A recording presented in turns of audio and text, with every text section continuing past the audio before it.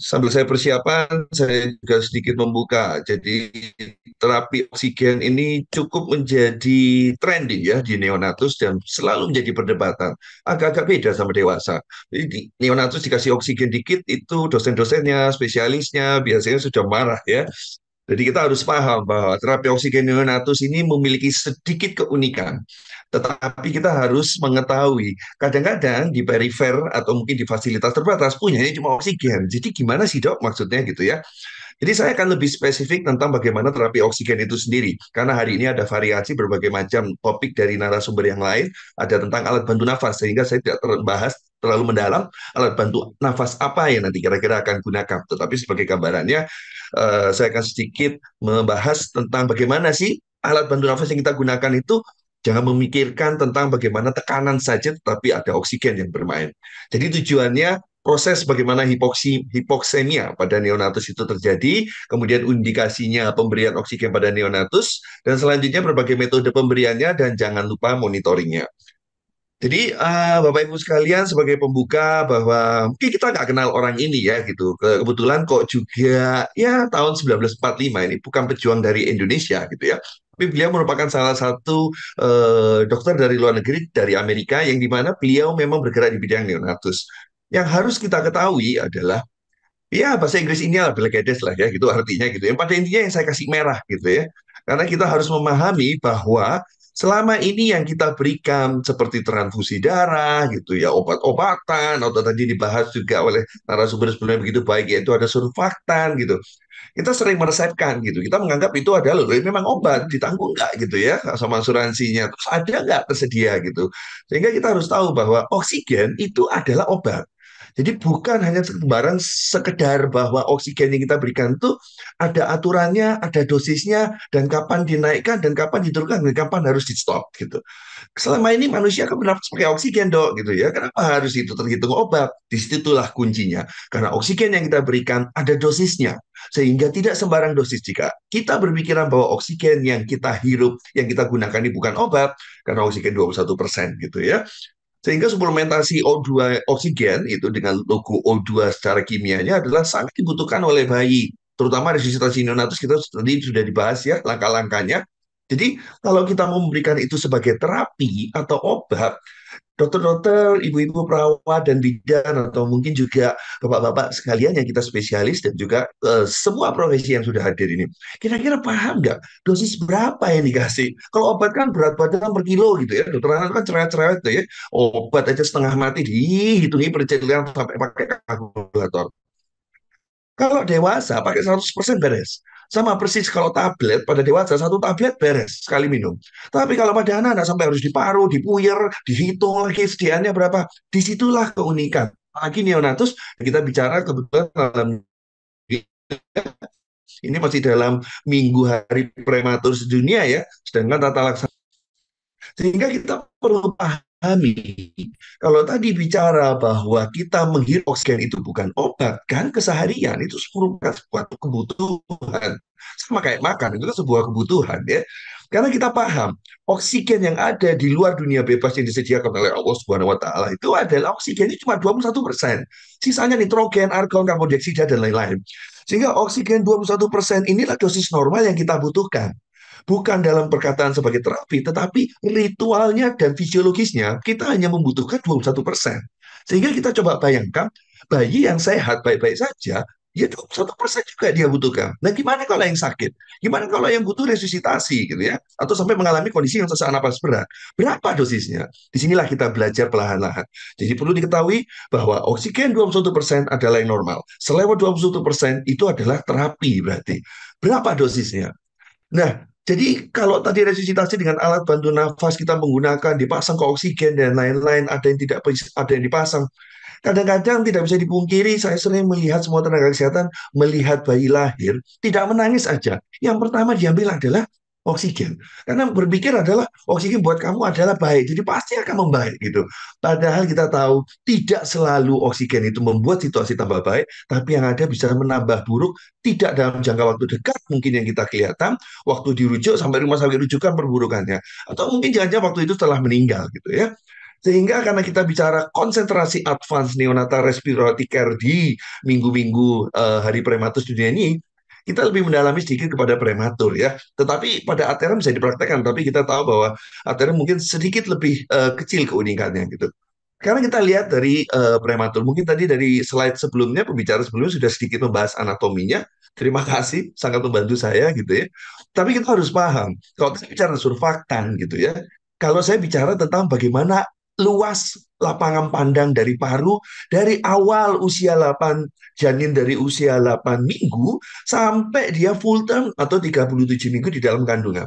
Yang menjadi patokan kita bisa melihat bahwa pembentukan atau embryogenesis dari organ paru di dalam janin ibunya itu sebetulnya sudah terbentuk. Tetapi kita harus lihat organ bagaimana luas lapangan pandang yang berbeda sehingga parenkim paru itu semakin term atau semakin matang dan usia kehamilannya semakin aterem, maka luas lapangannya semakin besar. Dan kita berbicara rata-rata prematur yang kurang lebih dengan surfaktan yang cukup, itu kan kurang lebih dia akan di 34 minggu bisa lah ya untuk digunakan bernafas ya. Dan produksinya kurang lebih di usia 23-24 minggu. Tetapi luas lapangan pandang paru tersebut, berapa persen oksigen yang dibutuhkan? Berapakah kemampuan bisa menyerap oksigennya sehingga sesuai dengan kebutuhan dari bayinya? Itu yang harus kita pelajari. Kalau surfaktan berbeda, nanti topik saya setelah ini. Tetapi kita bicara murni oksigen. Sehingga kalau kita membutuhkan oksigen dengan beberapa tekanan yang diperlukan, 100%, contoh kita kasih flow 1, 2, tapi langsung 100%. Parunya segini besar atau segini kecil, apakah kita tahu dampaknya overdose atau underdose gitu ya? Karena kalau kita prematur kasih 100%, term 100%, dewasa 100%, berarti parunya sama semua dong. Padahal luas lapangan pandangnya aja beda. Bagaimana kemampuan penyerapannya aja pasti beda. Apakah yakin nggak overdose? Obat aja kalau overdose, kita kan khawatir efek samping yang keluar. Di situ yang kita maksudkan. Karena besar organ dan luas lapangan pandangnya berbeda-beda sesuai usia kehamilan, maka semestinya ada dosis yang mesti kita ketahui, gitu ya. Sehingga harapannya yang kita mau adalah memberikan oksigen waktu pertolongan, terutama resusitasi, niatnya membuat dia baik gitu. Alhamdulillah, jadi setelah pertolongan kondisinya kok membaik ya gitu. Membaik untuk sementara, tetapi jangka panjangnya ternyata kurang lebih usia seminggu atau bahkan sampai usia 1 bulan atau bahkan nanti usia 3 bulan sampai dia operasi adanya ROP, terjadinya BPD, kerusakan dari alveolus-alveolus yang ada permukaannya sehingga terbiasa oksigen tekanan tinggi terjadinya adanya kerusakan di permukaan dalam penyerapan sehingga harus menggunakan oksigen yang lama gitu ya. Terus karena terjadi hiperoksidan dari adanya hiperoksidatif tersebut, sehingga kita tahu bahwa kadang-kadang terjadi yang disalahkan nutrisinya gitu ya, minumnya terlalu dini gitu. Padahal dengan memberi oksigen yang ber-FiO2 atau bertekanan tinggi, maka itu akan memberikan dampak salah satunya adalah jadi oksidatif stres. Itu merusak sel-sel yang ada di organ-organ, terutama 3 organ ini yang selalu dijumpai pada prematur. Sehingga kita tahu ternyata ada dampak toksiknya memberikan oksigen 100% langsung nempel dari tabung, langsung nempel dari tembok. Gimana kalau kita mulai berpikir FiO2 itu 21% saja? Jadi mulailah di tempat kita yang play safe. Kalau dia membaik, berarti kan sudah bersyukur kita nggak perlu menambah lagi. Karena di luar aja 21% kita gerombolan dalam satu ruangan sambil cuci gigi, bahkan pakai masker, juga tetap bisa bernafas dengan baik. Begitu kan ya? Tetapi kita tahu, tabung yang kita sediakan selalu 100%. Ingat, jadi kita tidak bisa menggunakan murni 100% karena toksiknya sudah jelas dan kita tidak mau masa depan dari organnya yang terganggu. Sekarang untuk mengetahui berapa dosisnya, kita sedikit menggambarkan, mempelajari gimana sih fisiologis dalam mekanisme pernapasan di neonatus. Padahal intinya sih mirip sih pada manusia semua sama ya. Cuma perbedaan khusus karena prematur kita membahas. Jadi di daerah bagian otak ini ada drive di mana mengatur fungsi nafas spontan dari seorang bayi gitu ya. Nah, dikarenakan lahir dalam kondisi prematur, sehingga kita tahu drive dari nafas otaknya saja belum matur ya, sehingga fungsi dalam controlling nafas terutama itu akan terganggu. Sehingga kadang-kadang dia bisa sesek gitu ya. Dia kadang-kadang bisa apnu yang paling dikhawatirkan atau kadang-kadang bradipnu. Tidak apnu tapi bradipnu. sehingga akan mengganggu dalam proses oksigenasi yang masuk atau keluar. Ventilasi dan oksigenasi yang terganggu itu karena adanya tekanan perbedaan dari luar dan dalam, dari intrapulmonar dan ekstrapulmonar, itu akan terjadi secara fisiologis terbukanya dari pilika. Pilika ini kita nggak bisa ngatur. Dia akan buka tutup sendiri karena ada tekanan dan rangsangan itu, gitu ya. Dan di saat kita mengalami kesulitan, entah membutuhkan tekanan lebih karena parunya kurang bisa mengembang sempurna, atau kita merasa oksigen di dalam kadar darah yang didapatkan dari paru itu akan sedikit mengalami pengurangan atau kekurangan gitu ya, maka otot bantu nafas akan berusaha membantunya sehingga mendapatkan flow lebih besar, bisa mengembangkan paru lebih banyak, bisa mengembangkan paru lebih besar sehingga mendapatkan oksigenasi yang lebih banyak. Karena hanya 21% kan dari luar gitu ya. Sehingga otot ini yang bisa membantu menimbulkan perbedaan tekanan bisa keluar dan masuk oksigen dan karbon dioksida. Tetapi jangan lupa bahwa oksigen sudah masuk ke dalam paru, terus mau ngapain? Bisa numpuk di dalam paru aja kayak balon gitu ya. Sehingga dia akan berdifusi setelah itu. Karena dari pembuluh darah alveolar yang ada, dia akan berdifusi di situ. Dia akan masuk dan terikat oleh sel darah merah. Dan inilah yang membawa oksigen ke seluruh tubuh, sehingga setiap organ tubuh yang membutuhkan kehidupan dan berfungsi, dia akan diberikan oksigenasi tersebut melalui sel darah merah, termasuk otak itu sendiri. Dan akhirnya otak akan berkembang dengan baik, fungsi nafasnya baik karena semakin lama semakin aterem, sehingga drive nafasnya juga membaik begitu ya. Nah, ini mungkin sedikit tabel yang tadi saya sudah jelaskan, boleh dari gambar sudah cukup menjelaskan. Cuma kunci dua di bawah ini yang saya mau jelaskan bahwa saya tekankan. Jangan lupa, jangan selama ini kita berpikir adalah bernafas mencari oksigen gitu ya. Karena dalam proses bernafas itu ada proses ventilasi dan ada proses oksigenasi. Sehingga permasalahannya di mana? Maka alat bantu nafas yang kita berikan atau cukup oksigennya saja. Itu yang kita berpikir. Karena kita hari ini membahas tentang terapi oksigen, sehingga ventilasi ini nanti akan dibahas alat-alat bantu nafas yang ada non-invasif, yang invasif. Itu tugasnya nanti alat bantu nafas tersebut terhadap ventilasi. Kita membahas tentang oksigenasi itu sendiri gitu ya.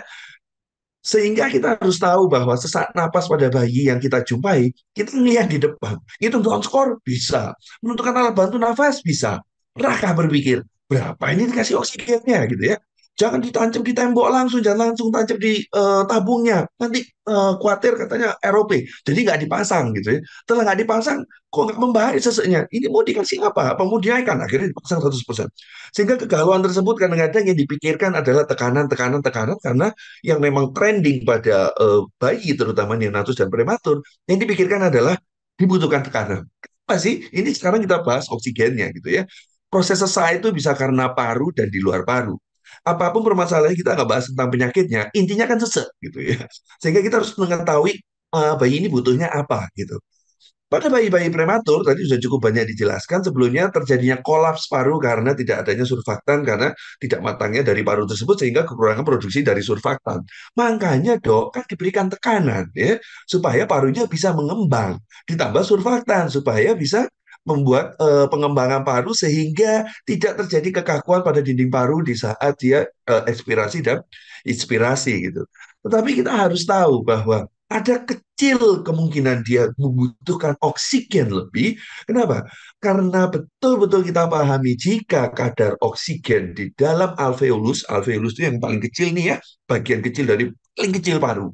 Udah parunya prematur kecil, ini bagian yang paling kecil lagi gitu. Sehingga jika ini tidak terisi oksigen, maka tidak akan terjadi difusi. Sehingga pembuluh darah di alveola, dia tidak akan terjadinya dilatasi. Dia akan terus vasokonstriksi.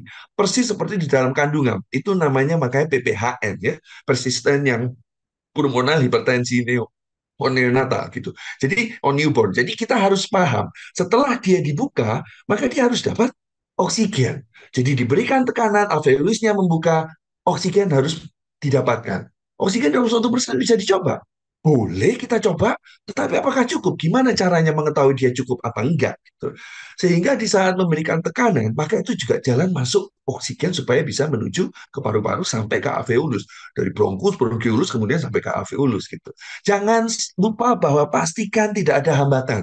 Itu kenapa tadi dari resusitasi, direposisi, ya, disuction kalau perlu gitu. Itu dipastikan dulu. Jangan sampai kita berikan tekanan dan oksigen, nggak nyampe, dan oksigen kita tempel, kita menaikkan setting sampai 100%, nggak baik-baik gitu ya. Ternyata masih ada sumbatan dada paru tidak mengembang ya.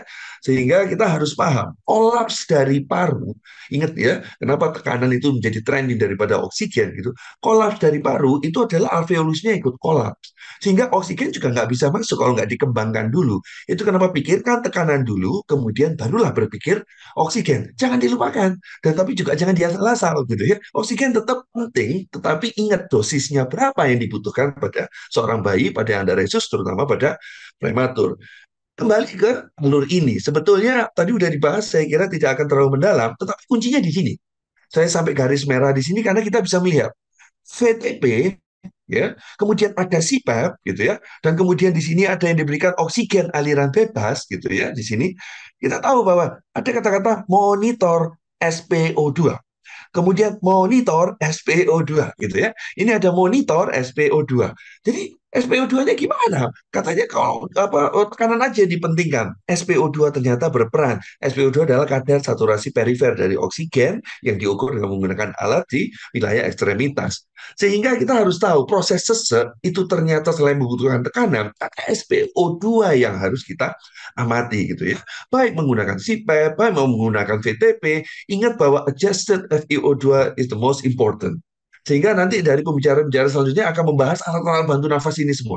Tapi ingat satu hal, dari high flow nasal kanul, bahkan yang paling bawah sudah paling banyak digunakan juga ada low flow nasal kanul, sampai CPAP, NIB, PV, ini adalah batas non-invasif ya. Kemudian ini yang batas invasifnya adalah ventilator yang konvensional termasuk HFOV gitu ya, yang HFO ya mungkin beberapa sekarang sudah mulai digunakan. Tetapi nggak bisa dipungkiri selalu menjadi patokan gagal ventilasi dengan ventilator, gagal menggunakan CPAP atau gagal NIV, FiO2 adalah masuk dari salah satu kriterianya. Sehingga kita harus paham, berarti jangan sembarangan karena setting FiO2 atau berapa oksigen yang kita butuhkan ternyata jika tidak sesuai, baik-baik CPAP bisa jadi gagal. Ya, baik-baik sudah diintubasi, gagal juga akhirnya harus menggunakan HFOV yang tidak punya ternyata di rumah sakit akhirnya harus dirujuk. Sehingga perhitungan downscore ini tetap betul-betul digunakan karena di sini kuncinya pada cyanosis. Saya nggak mau bicarakan cara hitung dan lain-lain indikasinya, tetapi ada cyanosis ini yang berhubungan dengan SpO2. Karena kalau tidak cyanosis, yang berapa saturasinya? Oksigen berapa yang tidak cyanosis? Cyanosis ini kan berhubungan dengan kekurangan oksigen, sehingga bayi tampak kebiruan gitu ya. Sehingga kadar berapa angkanya kan tidak jelas juga. Sehingga detail dari betul-betul dosis oksigen dan kadar yang ditimbulkan dampaknya saturasi berapa yang ideal, itu yang kita akan tekankan sehingga oksigen bisa kita naikkan dan bisa kita turunkan dosisnya kalau bisa sampai tidak perlu dosis yaitu 21% gitu ya. Sehingga kita pecah dulu proses ini, ventilasi yang selama ini kita banyak bahas di semua workshop dan pelatihan, kita sekarang beranjak ke oksigen saja. Bukan melupakan ventilasi, hari ini kita bicara tentang oksigen. Resusitasi pakai oksigenasi. Perawatan di ruangan, mau di NICU, bahkan resusitasi di ruang bersalin, di VK, atau bahkan sampai di ruang level yang paling rawat gabung ya, gitu ya. Kita juga harus mengetahui kadar oksigen sirkulasi di dalam udara itu, atau bahkan terjadi sesek. Nanti kalau jadi tersedak, kita harus kasih oksigen berapa. Itu yang perlu dipahami. Ini tinggal dihafal mati saja. Sebetulnya kalau nggak hafal atau nggak ada tempelan, nggak ada kerpean, dihafalin cukup di menit pertama waktu lahir. Jadi kalau kita bicara resusitasi ya, 60%, kenaikan 1 menitnya akan menaikkan 5%. Sehingga 10 menit bayi yang diresusitasi, targetnya adalah tercapai 80%. Kalau nggak bisa hafal, 80%. Jadi kalau kita bicara cyanosis dan dia saturasinya sesuai usia tidak sesuai, berarti dia membutuhkan terapi oksigen. Ingat ya, kalau dia lahir di usia 3 menit, cyanosis dengan saturasi 70 kira-kira cyanosis enggak? 70 itu jelas masih cyanosis bayinya. Karena 80 ke atas baru cyanosis itu akan sedikit menghilang. Kurang dari 80%, bayi akan terlihat cyanosis. Kenapa kok waktu lahir 60% dong? Ini kan berarti cyanosis. Apa cyanosis? Karena di dalam kandungan, dia berbagi oksigen dengan ibunya, cukup dengan saturasi 60% bisa hidup dan berkembang. Begitu. Tapi di dalam kandungan, gitu ya. Karena bayi kan tidak bernafas, di dalam, atau parunya belum berfungsi. Dia mendapatkan oksigenasi dari plasenta ibunya, dari melalui arteri dari umbilikalisnya, gitu ya. Sehingga ingat, jadi saturasi untuk resusitasi 10 menit 80%. Kurang dari 80%, maka dia membutuhkan terapi oksigen gitu ya. Kalau lebih detail, lebih bagus. Sehingga di usia menit ini Anda bisa ketahui, menit ketiga ternyata saturasi yang waktu resusitasi cuma 60%. Nah, mulailah Anda berpikir, jangan 21% dong kalau gitu. Dia butuh terapi itu gitu ya. Jadi kalau yang di dalam perawatan kita harus paham. Kalau kurang lebih nanti akan dibahas ya di akhir di perawatan karena ini kita masih di awal resusitasi dulu baru lahir gitu ya.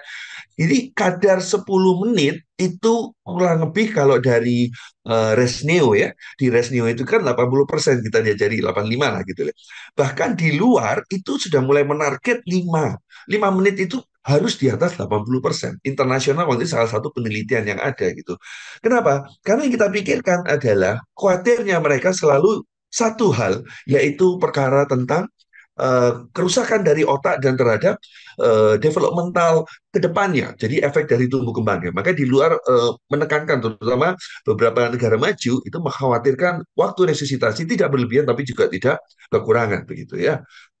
Nah, berarti yang harus kita berikan intinya terapi oksigen ya oksigen dok gitu ya. Oksigen itu apa sih gitu ya. Jadi sudah kita bicara di resusitasi, nanti bicara ke perawatan lagi. Oksigen berapa settingnya? Kita harus paham dulu gimana sih fisiologis oksigen itu akan digunakan dalam tubuh. Oksigen itu sebenarnya molekul yang ada di dalam dunia ini beredar bebas seperti molekul-molekul dari zat-zat lainnya gitu ya. Dia bentuknya dua molekul, begitu cantiknya seperti ini kalau di zoom di mikroskop itu ya. Katanya ya, saya sendiri belum pernah lihat ya. Jadi gambaran molekul tersebut, seperti tersebut itu ternyata dibutuhkan sel-sel namanya dalam bermetabolisme yang aerobik. Sehingga sel itu bisa hidup. Persis seperti kita menghirup oksigen. Itu sebenarnya bukan buat kita, tetapi buat organ tubuh. Makanya tadi kan dibawa ke organ-organ yang membutuhkan. Organ merupakan gabungan dari sel-sel yang begitu banyak. Dan setiap sel membutuhkan metabolisme supaya tetap hidup. Supaya organ itu bisa bekerja. Sehingga dilakukanlah metabolisme aerobik yang menggunakan oksigen itu sendiri. Sehingga menghasilkan energi supaya bisa kerja sel itu dengan menggunakan oksigen bisa menghasilkan kurang lebih 18 ATP gitu ya. Nah, pasien-pasien yang hipoksia, jika Anda memberikan tata laksana resusitasi baik di ruang perawatan ataupun di ruang resusitasi waktu baru lahir gitu ya, jika dia tidak tercapai kadar pasti target oksigennya dan Anda tidak memberikan terapi oksigen hanya 21% saja, maka yang kita khawatirkan yang terjadi lama-lama akan terjadi metabolisme anaerobik. Metabolisme dia terpaksa harus hidup. Akhirnya sel akan berusaha bermetabolisme tanpa oksigen dengan menggunakan yang semampu dia sebenarnya itu menggerogoti kadar dari intrasel itu sendiri sehingga hanya menghasilkan 4 ATP dan tetapi ada efek sampingnya buangan sampahnya dari sel tersebut melakukan metabolisme anaerobik jadi dampaknya yang merusak salah satunya dari merusak sel itu sendiri gitu ya jadi kita harus waspada terhadap produksi-produksi tersebut. Sebentar. Nah, jadi yang kita harus pahami oksigen dapat dari mana sih? Berhubungan dari paru tersebut gitu ya. Jadi oksigen jika didapatkan dari paru, terus paru gimana prosesnya supaya bisa sampai ke seluruh tubuh? Dari peta gambar depan sih tadi sudah ada. Cuma pada intinya yang saya mau jelaskan adalah oksigenasi itu bisa didapatkan dari alat-alat yang kita berikan. Jadi nggak melulu harus dari selang nasal, nggak melulu harus dari CPAP, dari ventilator juga bisa. Sehingga ingat bahwa terapi oksigen yang kita setting di alat-alat tersebut adalah sudah termasuk menggunakan sebagai dosis terapi. Jadi hati-hati sekali, jangan dipikir bahwa setting betul-betul menggunakan setting alat itu mungkin kebanyakan ya kalau dokter-dokter gitu ya kita mikir tekanannya berapa gitu ya. Nanti ngapunten biasanya kita asisten satu tim gitu ya. Nanti kalau misalnya perawatnya takut, dodo ada saturasi, jadi FED-nya tak tambahin begitu ya. Karena kan mereka juga mungkin belum ada kompeten untuk memikirkan merubah dari tekanan sehingga harus konsul dulu. Jadi dimainkan oksigen dulu. Maksud saya memainkan FiO2 di alat-alat bantu nafas seperti ventilator, CPAP atau bahkan high flow, low flow juga bisa. Hati-hati sekali karena dari situlah peran terapi oksigen sudah mulai bermain dan sesuai kebutuhan atau ada efek samping yang ditimbulkan. Nah, kalau ini kan kita tahu bahwa supaya nyampe dia harus ada tekanan, mean airway pressure dan lain-lain dan termasuk untuk settingan RR untuk removal CO2-nya. Ya, jadi yang kita harus pahami di dalam alveolus itu, di saat kita menghirup nafas, ini alveolus atau parunya sudah diberikan tekanan dan mengembang, oksigen masuk, inilah pembuluh darah dari alveolus tersebut yang akhirnya terjadi difusi. Sehingga dia masuk ke dalam pembuluh darah dan ditangkaplah oleh sel darah merah. Ini yang CO2 yang sudah balik ya, jadi pembuluh darah balik. Kalau ini pembuluh darah yang menuju organ ya. Jadi dari vena gitu, akhirnya dia juga berdifusi CO2-nya akan dibuang juga keluar dari intrapulmonal begitu ya. Sehingga kita bicara di sini ada peran oksigen dan ada peran sel darah merah. Tetapi ingat dinding dari sini ini yang namanya dinding alveolus yang sering kita bahas bahwa jika tidak mengembang, oksigen nggak bisa masuk. Jika oksigen tidak masuk, maka pembuluh darah tidak akan melebar, tidak ada vasodilatasi, maka akan vasokonstriksi semua. Karena pembuluh darahnya tahu di sana nggak ada oksigen, ngapain saya harus vasodilatasi gitu. Tapi jika terjadi hiperoksidatif, maka dia akan menyerap semua. Akhirnya sel darah merah akan mendapatkan oksigen yang berlebihan, sehingga itu yang terjadi oksidatif stres gitu. Atau yang kedua, oksigen itu sudah kita berikan loh, dok. Kok nggak efek-efek? Bahkan kita sampai tekanan tinggi. Jadi lebih butuhkan dari sesuai yang teorinya gitu. Ingat bahwa salah satunya mekoneal, ya, kemudian pneumonia itu akan menjadi proses mengganggu dalam difusi yang terjadi semestinya. Sehingga itulah yang kita harus selesaikan dan itulah yang kita harus pikirkan jika ada penyakit paru. Maka kebutuhannya pasti lebih meningkat, tetapi jangan sampai terlalu berlebihan gitu ya. Jadi dari sel darah merah atau HB gitu ya, hemoglobin gitu ya, terutama methemoglobin itu yang akan mengikat oksigen tersebut. Dan kita harus paham, ternyata oksigen itu kan betul-betul setelah berdifusi dia berlalang buana di dalam pembuluh darah, di dalam serum dulu gitu. Dan kita tahu sel darah merah itu haus akan oksigen, sehingga dia akan menangkap lebih banyak. Jadi ini kita lihat ya, betul-betul dia bisa menangkap lebih banyak daripada plasma itu sendiri. Jadi kalau oksigen 1 gram, dia akan mengikat 1,34 mililiter oksigen gitu. Oh, ruwet amat ya, itu cuma sekedar pengetahuan aja. Itu makanya kadang-kadang ada hitungan oksigen content ya. Di sini kita tahu rumusnya, tetapi kita nggak banyak memakai gitu. Kenapa? Karena kadang-kadang kita harus paham prematur dan kemudian aterem, mulai kadar HB normal yang berbeda-beda. Biasanya pada anak-anak PICU atau pada ICU gitu ya. Tetapi saya hanya memperlihatkan bahwa ikatan dari oksigen itu bahwa dia akan tertarik begitu banyak kepada hemoglobin. Ya, kemudian kita harus paham di saat kadar oksigen masuk ke dalam pembuluh darah, maka dia akan menimbulkan tekanan. Kan? Tekanan oksigen berapa yang masuk di dalam pembuluh darah? Karena itu suatu volume molekul yang masuk, sehingga ada volume menghasilkan tekanan. Jadi kayak ada barang masuk di dalam satu ruangan terlalu besar, yang besar, dia masuk diuyil-uyil kan tekanan semakin bertambah gitu. Nah, berapa tekanan oksigen yang ditimbulkan di dalam pembuluh darah, itulah yang selama ini kita lakukan dalam analisa gas darah. Sehingga kita menggambarkan berapa sih tekanan oksigen yang ada di dalam pembuluh darah, terutama arteri. Karena dia kan baru menyerap, baru dapat fresh. Ya, harapannya seperti itu.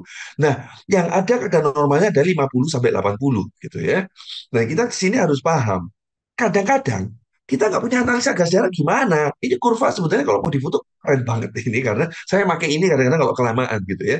Yang kita harus paham, kurva ini bagus banget menggambarkan karena yang di tabel sebelah kiri, bukan tabel ya, ini di sumbu Y dan di sini sumbu X gitu ya. Di sumbu Y ini adalah menggambarkan saturasi oksigen gitu ya. Dan yang di bawah adalah menggambarkan PaO2, tekanan O2 dalam arteri. Sehingga punya prediksi di saat AGD nggak ada yang bisa ngambil pun bukan lisis ya, mungkin beku, terus habis itu kemudian kondisinya hasilnya tidak akurat, malah terambil vena gitu ya. Sehingga kalau kita melihat, oh saturasinya 80, nah kita tarik garis ke bawah, wah ini PA2-nya kira-kira sudah 40. Jadi punya prediktor. Tapi kalau proses ini yang jelas jika kita mengalami kesulitan keterbatasan alat bisa dipakai gitu ya. Tapi kalau ada AGD tentu yang paling terbaik gitu analisa gas darah ya. Jadi, tetapi kita harus paham bahwa seperti gambaran tadi ada sel darah merah, maka berhubungannya berdifusi ke dalam pembuluh darah dan ada tekanan di dalam pembuluh darah. Sehingga pembuluh darah memainkan perannya bagaimana oksigen itu bisa sampai di organ-organ yang membutuhkan setelah kita menghirup oksigen dari luar atau bernafas atau diberikan tata laksana bayi prematur atau bayi-bayi lain diberikan eh, terapi oksigen gitu ya. Ada hubungannya dua, yaitu satu, oksigen itu sendiri ya. Oksigen itu sendiri, berapa tekanan yang kita kasih dan berapa yang mampu terikat dengan hemoglobin gitu ya. Dan berapa yang tidak mampu terikat, bisa gitu ya. Ini contohnya jika pada pasien-pasien yang anemia.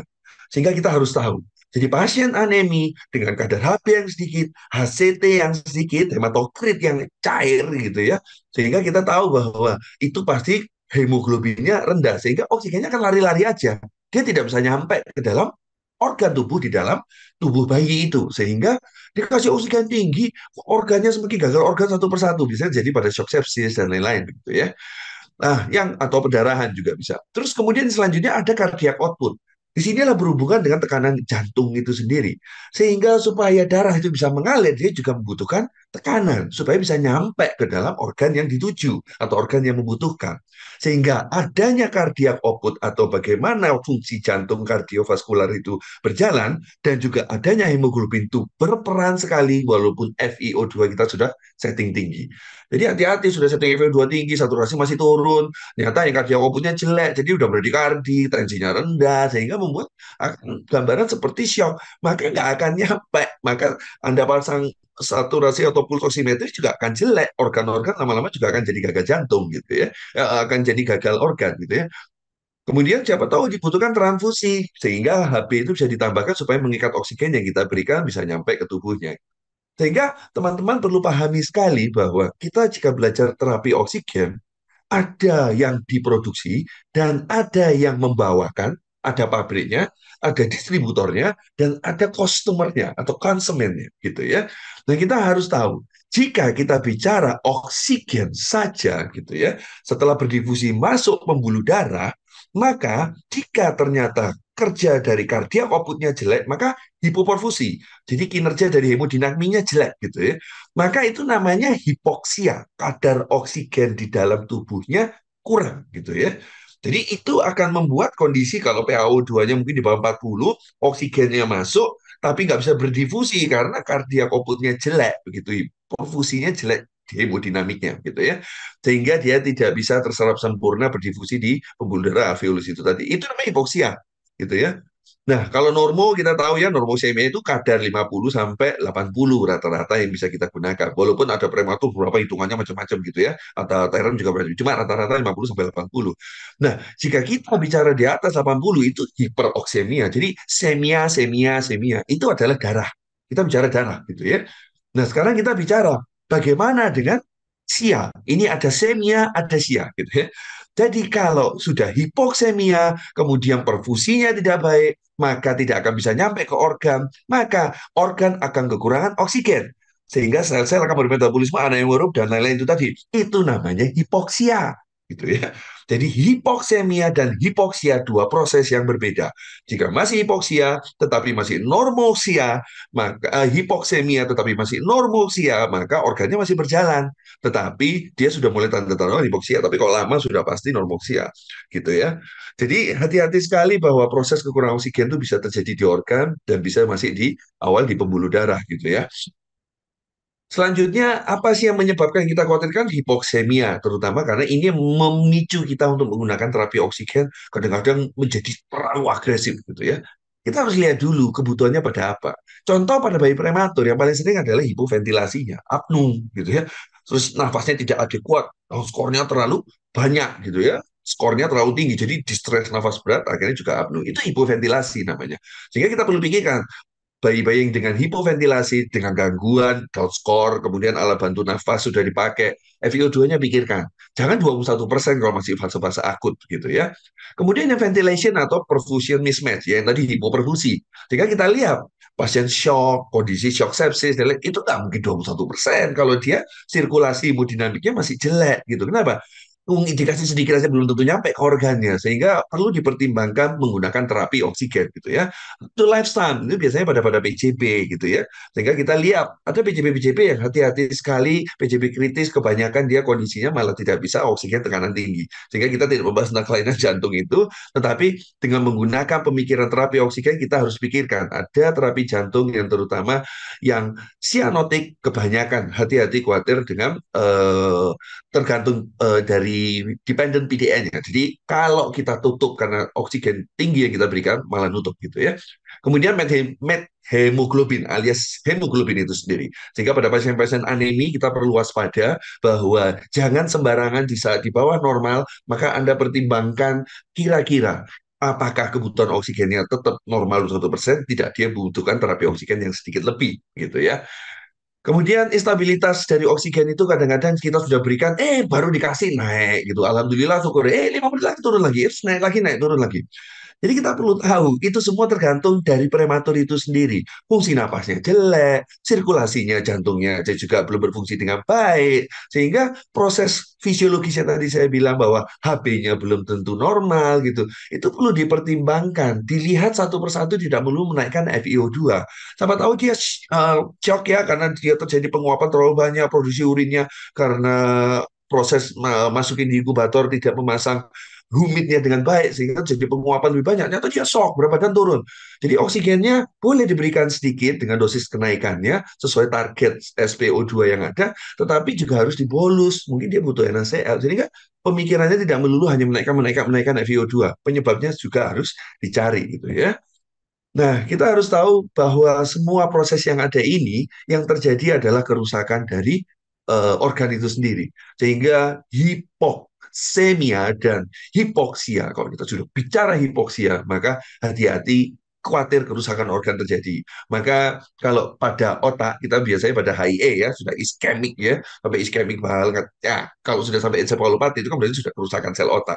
Jadi hati-hati sekali kita mencegah tersebut. Kadang-kadang kita memilih ventilator dengan oksigen suplemen yang 100% gitu. Yang asfiksia, hipoksia dikasih oksigen 100%. Sembuh untuk sementara, bukan sembuh untuk sementara, tertolong untuk sementara. Tetapi ternyata sampai di ruangan atau beberapa hari atau usia kemudian terjadinya komplikasi tersebut gitu ya.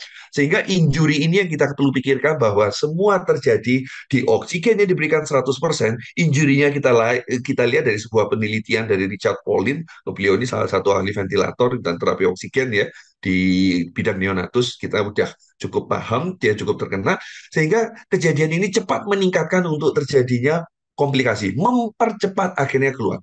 Kadang-kadang kita dengan 1% dinaikkan perlahan aja, dia bisa keluar di beberapa waktu yang lebih lama, 1 bulan, 1,5 bulan. Ternyata dia bisa mempercepat begitu kalau kenaikannya kita berikan oksigen yang kenaikannya langsung 100% di awal gitu ya. Sehingga hati-hati sekali dalam pemberian oksigen tersebut. Selanjutnya, kalau kita sudah memberikan, tadi kan karena bingung ya, oksigennya berapa, kemudian sudah diberikan sesuai tabel oksigenasi, sehingga gimana mau memonitor efek sampingnya, khawatirnya. Apa oksigennya terlalu banyak atau terlalu sedikit? Oksigen monitoring ini menjadi alat-alat yang sangat membantu kita sehingga supaya tidak kelebihan ataupun juga tidak kekurangan di batas kebutuhan sesuai normalnya. Gitu.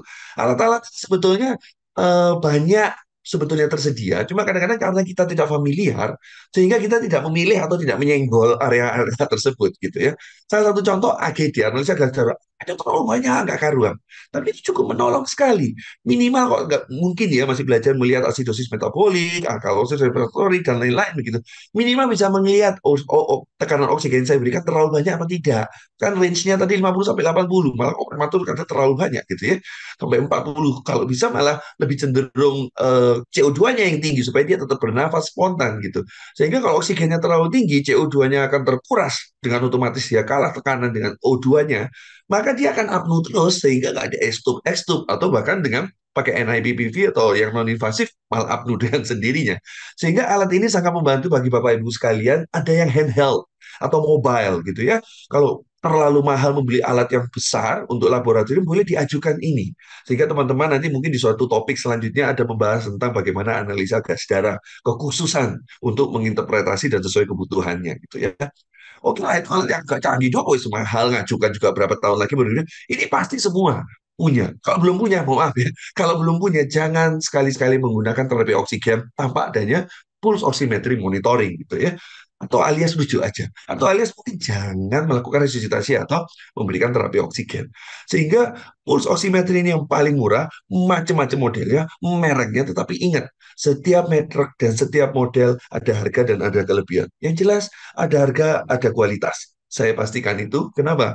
Karena ibu-ibu pasti, bapak-bapak pernah menggunakan alat yang dalam tanda kutip cukup efisien harganya, keluarnya 1 jam, ya nggak 1 jam ya, hasil angkanya bahkan keakuratannya kadang-kadang bisa naik bisa turun. Hati-hati sekali, jangan membuat Anda bingung sendiri gitu ya. Sehingga jika kita bicara pulse oximetry, kita bukan bicara PaO2, bukan tekanan oksigen di dalam pembuluh darah. Ada kurva yang tadi saya bilang, ada kurva yang menggambarkan itu pakai saturasi perifer oksigen. Sehingga diharapkan bisa sedikit menggambarkan dari saturasi perifer oksigen itu menggambarkan tekanan oksigen di dalam arteri berapa gitu ya.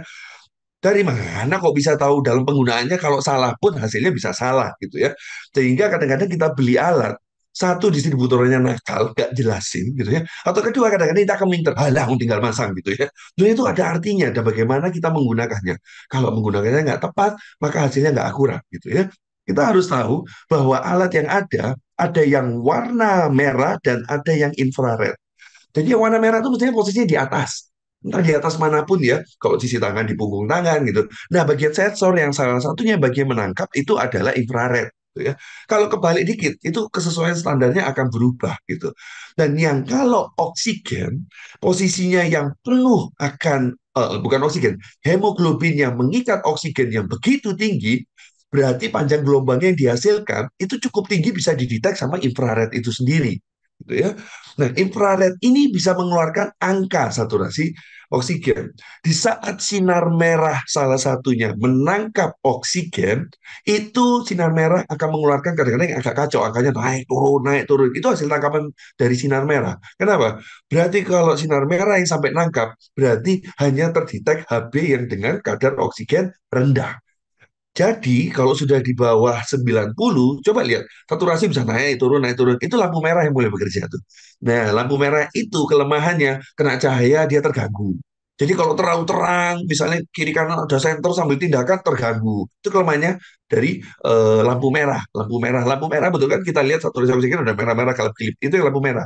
Jadi dia mudah terdistract. Tapi kalau infrared, dia tidak kelihatan panjang gelombangnya bisa menangkap penembus dari jaringan yang ada kita pasang di mana. Gitu ya. Sehingga hati-hati sekali dalam menggunakan alat, kadang-kadang akurasinya tergantung bagaimana kita menggunakannya gitu ya. Yang saya paling banyak jumpa ini ya saya lewati ya, ini maksudnya hanya menggambarkan nanti bagaimana kadar oksigen dengan saturasi SpO2 dan PaO2 yang tadi di awal itu. Yang saya paling sering melihat, saya sampai berusaha melakukan penelitian kecil waktu itu, dari 10 tenaga setiap hari saya jumpai, saya tanya kapan masang kabelnya, kapan nyalain tombol power on-nya, dan kapan masang kebaiknya. Jawabannya beda-beda. Tidak ada SPO-nya sama sekali. Sehingga dari situ kita paham, padahal buku waktu beli itu di box-nya ada. Bahkan ada yang beli tanpa box gitu ya. Mungkin yang tanpa PPN, tanpa pajak gitu. Bahkan ada yang beli ada box-nya, ada bukunya, manual book-nya. Tidak dibaca, ada pun bahasa Cina kadang-kadang. Maka terus lagi orang-orang itu. Sehingga Bapak Ibu ada penelitian cukup bagus yang bisa diadop dalam penggunaan pulse oximetry yang paling cepat dan paling akurat. Ingat ya, kalau cepat saja tidak akurat percuma. Kalau mau akurat tapi lama juga percuma karena kita berbicara dengan kegawatan. Sehingga kalau mau cepat dan akurat gitu ya, itu karena ada tancapan kabel ya. Di sini ada tancapan kabelnya, kita ada yang dipasang di jaringan bayinya. Sehingga di saat awal pertama kali, karena ini ada yang bagus yang mahal banget, dia tancapannya dua, ada yang USB yang baru dipasang ke jaringan bayinya, ada kabel datanya. Ini jarang yang banyak punya. Rata-rata dari yang dipasang ke jaringan bayi atau di tangan bayi langsung nyambung posisinya kabel ke data menuju ke mesin pulse oximetry. Sehingga yang perlu dilakukan adalah pertama kali yang dilakukan ini kalau bisa dinyalakan dulu. Jangan dipasang dulu kabel, gitu ya.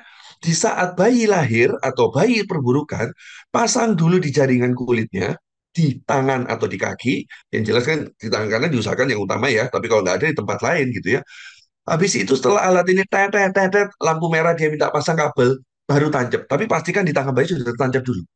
Jadi ingat, ini kabelnya dipasang dulu di bayi, Kemudian ininya dinyalakan power on, tetapi kabel datanya juga dipasang. Sudah siap semua, jebret, pasang, jebret. Dia membaca lebih cepat, gitu ya. Perilaku kita ingat jangan sampai ada distract lampu merah tadi, jangan lupa, gitu ya.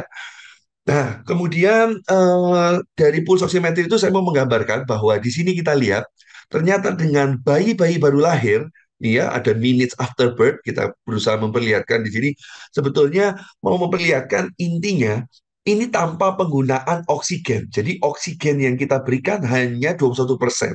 Ini usianya kurang dari 32 minggu dan ini adalah 32 minggu. Jadi di sini dikasih oksigen 21%, maka dia mencapai di usia 10 menit sudah bisa tercapai oksigen 90%. Jadi bayi baru lahir itu tidak perlu oksigen ya, tetapi saturasi pulse oximetry boleh dipasang, boleh-boleh aja. Kan kita juga butuh ngelihat saturasinya naik sesuai target usia nggak, memang harus dipasang gitu ya. Sehingga tidak hanya dipasang waktu memberikan terapi oksigen, lahir pasang gitu ya, dengan cara yang cepat tadi. Kalau nggak pengen cepat-cepat terlalu agak lama kebablasan ya nggak apa-apa pasang normal. Tapi kalau butuh cepat, mesinnya harus nyala dulu sebelum bayi lahir, nanti tinggal dipasang, tinggal ditancap gitu ya. Kemudian ini kurang dari 32 minggu dia membutuhkan waktu lebih lama dan tidak saturasi oksigen lebih tinggi. Itu kenapa di sini lihat dia lebih landai dan lebih tinggi, di sini di awal lebih rendah. Kemudian dia baru bisa naik sesuai normal. Ini kenapa batas kurang dari 35 minggu di Indonesia Resneo, kalau di luar negeri kurang dari 32 minggu. Di Resneo, Resusitasi Neonatus Indonesia, kurang dari 35 minggu disarankan menggunakan fraksi O2 30%. Mau mulai dari 21 kalau dia sudah tercapai tidak masalah. Tetapi 30 pun dihalalkan gitu ya. Kalau yang aterem sudah kurang lebih ya di atas 32 minggu kalau di luar negeri, tapi kalau kita di atas 35 minggu maka menggunakan 21% gitu ya. Jangan lupa pulse oximetry yang di ruang perawatan disetel alarmnya ya, supaya Bapak Ibu juga bisa paham. Pulse oximetry itu kalau berlebihan, tetet berarti oksigen yang Anda kasih juga kelebihan, nanti hiperoksidatif, maka bisa mulai diturunkan bertahap. Setiap 1 jam boleh, kok setiap 30 menit juga boleh kalau memang stabil gitu ya. Sehingga ini ada salah satu guideline dari RSCM yang saya juga adopt dari milik Dr. Adi dan juga yang gabungan juga ada dari Royal Women Hospital Guideline. Jadi untuk aterem itu target 95 sampai 19 95 sampai 98% gitu ya. Target saturasi oksigennya gitu ya. Targetnya loh ya, bukan pemberian FiO2-nya ya. Ingat di atas 37 minggu juga usia koreksi gitu ya. Kalau yang kurang dari 37 minggu 91 sampai 95% target oksigennya. Sehingga tidak ada lagi bahwa katanya 88 sampai 92 itu sudah yang dulu dalam perkembangan dan penelitian banyak sehingga prematur 91 sampai 95, atenom 95 sampai 98. Nah, ini style alarmnya. Batas bawahnya 89. Jadi kalau dia sudah 89 tetet, kita udah mulai berdiri. Kurang lebih apa harus ditambah atau harus dilihat gitu ya, dievaluasi. Batas atas kok di pas 95 karena kan hiperoksidatif lebih bahaya. Makanya dipasang 95. Kemudian ini setting alarm yang untuk di atas 37 minggu, 93 sampai di 93 dan 98, batas atas dan batas bawahnya gitu ya. Kemudian ibu-ibu sama bapak-bapak sekalian kalau sebetulnya mau paham gitu ya, ini salah satu yang biasanya kita jumpai ya di NICU gitu ya atau di ruang intensif lah yang biasanya level 2 juga kita bisa banyak menjumpai dengan observasi dibantu rekan-rekan hebat kita bidan atau perawat mengobservasi kadar saturasi oksigen. Kan dilihat tuh catatannya kan biasanya ada gambar-gambar di sini sekian sekian sekian ini kepotong ya saya gitu ya. Nah, itu ternyata secara harfiah manusia saya karena nyoba betulan tuh apa yang dikatakan penelitian itu. Jadi saya duduk, saya ngeliat saturasi ada jam 7 gitu ya. Waduh, 88 gitu. Saya lihat dulu utak-utak udah beres. Nyata beresnya cuma 15 menit. Saya tambah sedikit atau kondisinya saya benahi sedikit, nyata bayinya goyang, dibenari jadi 95. Yang saya tulis 95. Saya nggak nulis yang 88. Padahal setelah diketahui 88 menjadi 95, progres itu penting. Artinya di saat kita mau menaikkan atau menurunkan FiO2. Jadi bukan tanda sesaat saja. Kalau yang dicatat per jam itu kan sesaat. Kadang-kadang nggak ada progresnya. Atau kita buat tabel, thread, atau grafik ya yang biasanya dibikin itu ya. Nah, itu kita bikin setiap jam juga kan oleh perawat bidan dan kita sendiri kalau lagi observasi.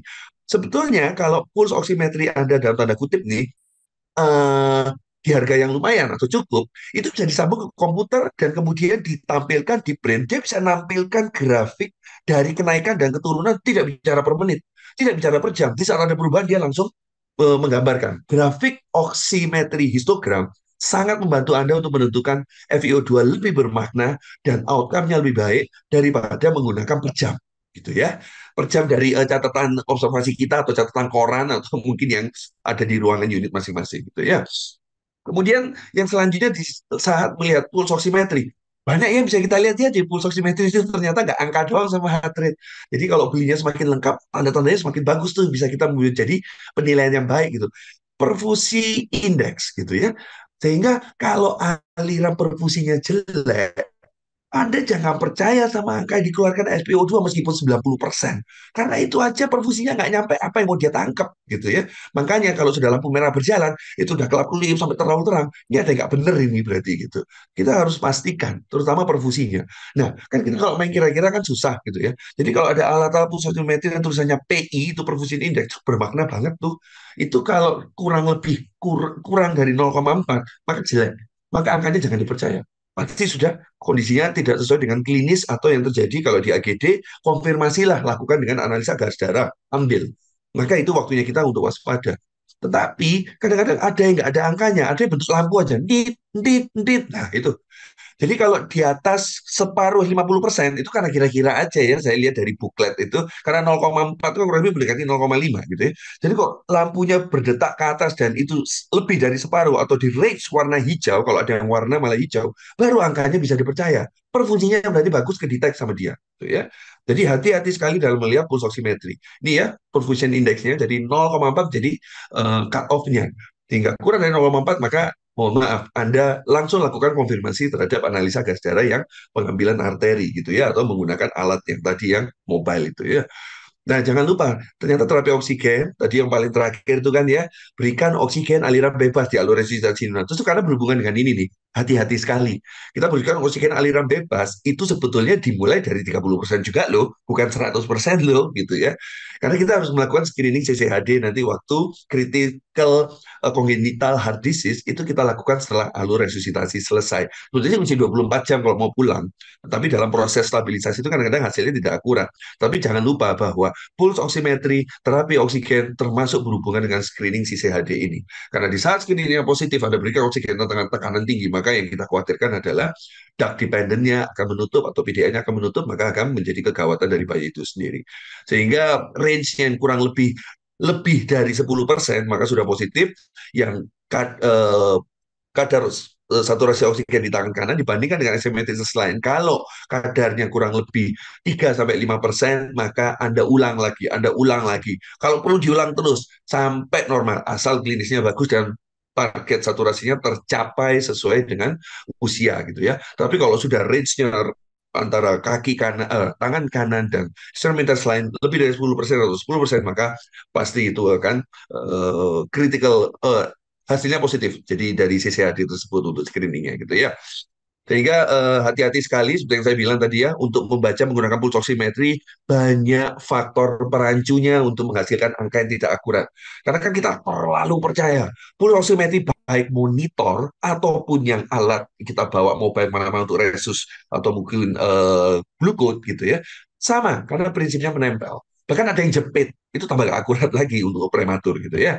Jadi kalau baterainya habis dia juga mulai kacau. Ada lampu sekitarnya yang lebih cerah, mengganggu sekali, disentrong kebetulan ke alatnya juga akan mengganggu juga. Anda tidak membersihkan dulu sebelum memasang, ada kotor juga akan berpengaruh. Tangannya sendiri ternyata dipasang infus, kemudian dipasang pulse oximetry, maka alirannya akan lebih banyak, cairan yang terkadang masuk, didetek angkanya juga tidak akurat. Jadi hati-hati sekali, terutama pada pasien-pasien yang kondisi perfusinya jelek atau anemi. Angka ini sangat diragukan.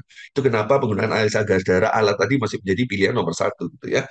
Nah, karena kita bahasnya advance, sehingga saya juga mengingatkan ada alat yang cukup baru yaitu transcutaneous. Jadi waktu itu saya juga mencoba, keren banget, ditempel aja keluar. Jadi saat kita pengen butuh, kita nggak perlu ngambil darah, dan tetapi kita juga nggak perlu pasang muter-muter juga nungguin kadang nggak akurat gitu. Transcutaneous itu ya sama, ditempel tapi bukan diikat di dalam lengan atau di kaki gitu ya. Jadi dia ditempel, betul seperti kayak perutnya suhu, dia ditempel aja, tapi sifatnya tidak bisa dipasang terlalu lama. Ada batas 2-4 jam harus dievaluasi, karena sifatnya menghangatkan. Alat itu menghangatkan, membuat vasodilatasi di permukaan tubuh sehingga kulitnya akan memaparkan hangat sehingga pembuluh darah akan buka. Sehingga dia berusaha melihat seakurat mungkin berapa kadar PaO2 dan PaCO2 yang ditampilkan di alat tersebut gitu ya. Harganya lumayan, tetapi lumayan juga kan enak, kamu ngambil-ngambil darah, tapi penggunaannya sifatnya ingat bahwa harus evaluasi dari dampak ke kulit yang ada. Ini bisa dipilih, bisa banget. Karena di saat perfusi jelek, maka dia bisa di sentral mendeteknya. Dia tidak di ekstremitas yang paling perifer atau paling jauh gitu ya. Sehingga hasilnya masih lebih akurat. Terutama ada bayi-bayi kecil. Kadang-kadang kita berusaha masang aja probe-nya aja lebih gede banget. Yang probe plester itu kan bentuk ada bentuk plester coklat ya, sekali pakai buang kadang bukan jadi pilihan rumah sakit karena cost-nya termasuk high cost. Sekali pakai buang nggak bisa didaur ulang gitu ya. Sehingga pada pasien-pasien yang kondisi kulitnya perfusinya jelek atau kedua pada prematur yang ukurannya tidak sesuai, transkutaneus bisa jadi pilihan. Yang paling terakhir, alat yang paling canggih ini adanya NIRS gitu ya. Sebenarnya bukan paling canggih sih, cuma ini metodenya beda. Tetapi kita memang masih baru banyak yang diperkenalkan dan cukup mahal, sehingga pencapaian itu masih belum banyak yang mengenal karena belum pernah untuk mencoba. Salah satunya berhubungan dengan hipoksia dan kondisi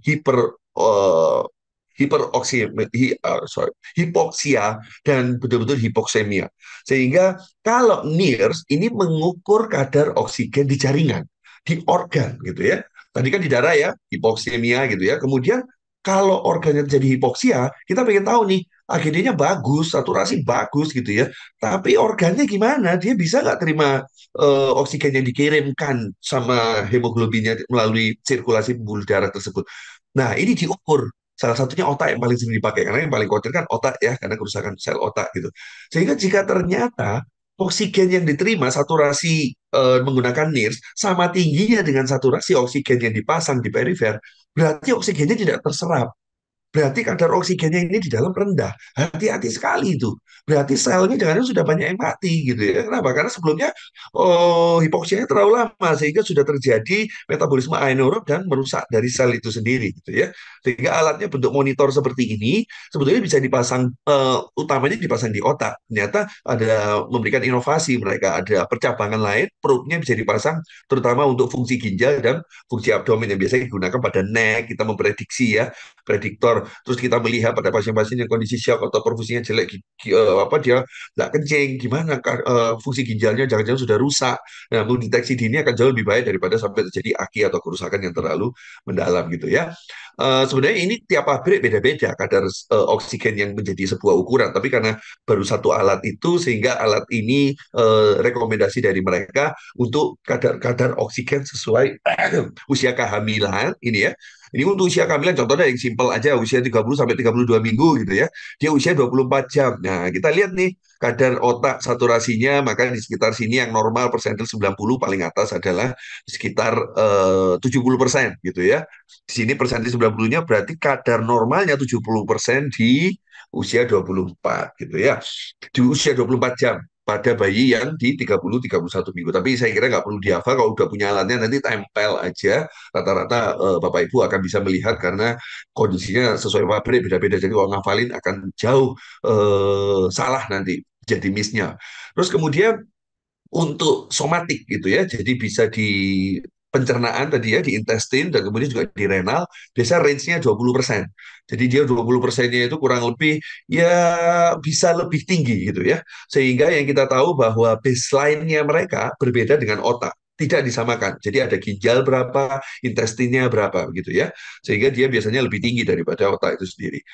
Nah, sebagai penutup, saya kira pada intinya adalah kita harus tahu mencegah terjadinya komplikasi pada bayi prematur, jangan sembarangan memberikan oksigen.